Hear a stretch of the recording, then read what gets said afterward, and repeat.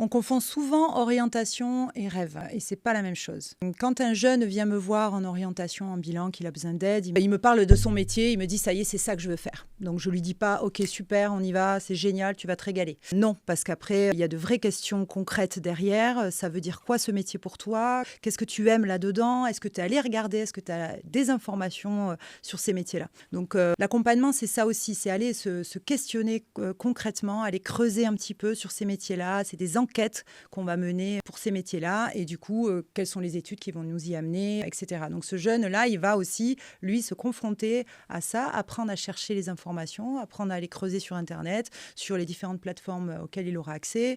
Donc c'est primordial pour que le jeune comprenne concrètement dans quoi il s'engage. On n'oriente pas absolument vers un métier, en fait. Ça va venir après. La base de l'orientation au départ avec ce travail avec ce jeune, c'est vraiment apprendre à se connaître, à savoir ce qu'il veut et comprendre où est-ce qu'il veut aller. Donc, on va vraiment chercher du concret. On va regarder l'environnement de travail, le rythme, le salaire, voilà, comment on peut évoluer dans ce métier-là, par exemple.